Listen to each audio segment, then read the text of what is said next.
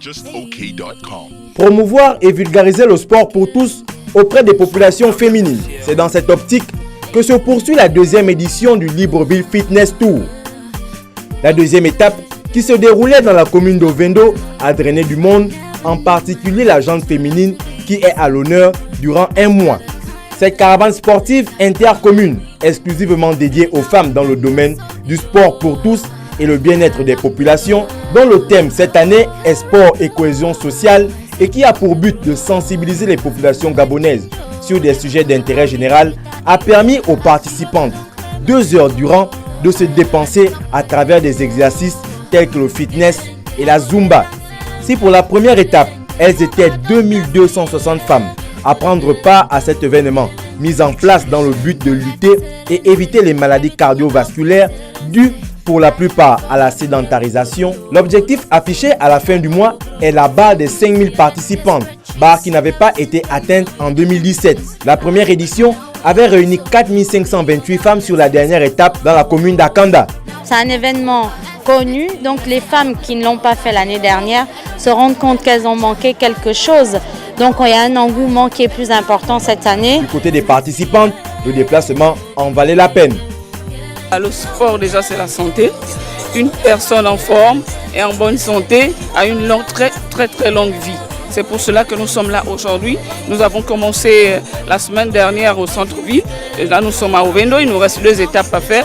En tout cas, j'appelle toutes les femmes, ceux qui ne sont pas encore fait inscrits, de venir massivement parce que le sport, c'est la santé. Je suis venue en famille, c'est des bons moments à partager avec sa mère. Il y a ma mère qui est là, mes petites soeurs et mes grandes soeurs. Ça nous a fait du bien, c'est tout. La prochaine étape donc, la 3e de ce Libreville Fitness Tour, 2e édition, aura lieu au stade de Nzayon, où on le pense, il y aura encore de l'affluence.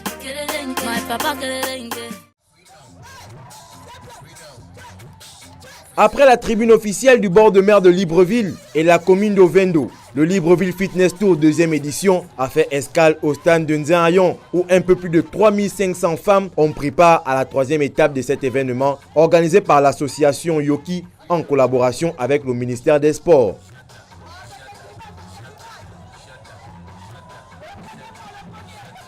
Au menu de la journée pour ces soldats du quotidien, série d'abdominaux, inclinaison et flexion, travail de flexion et extension ou encore exercice avec manche à balai.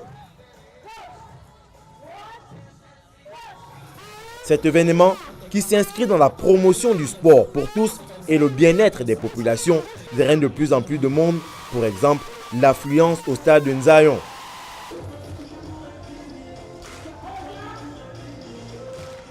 Je suis très satisfaite, j'ai vraiment beaucoup aidé et puis là je vais rentrer chez moi me reposer. C'était une très belle initiative d'abord et pour les femmes surtout, moi je me sens bien parce que c'est la 2e fois que je participe. Il y a plus de sport que l'année dernière. L'année dernière c'était plus de danse et maintenant il y a plus de sport. On vient, on transpire et ça nous fait du bien en fait. La dernière étape de ce Libreville Fitness Tour 2e édition se déroulera au stade de l'amitié sino-gabonaise d'Angondje dans la commune d'Akanda. Une étape où la barre des 5000 participantes pourrait être franchie.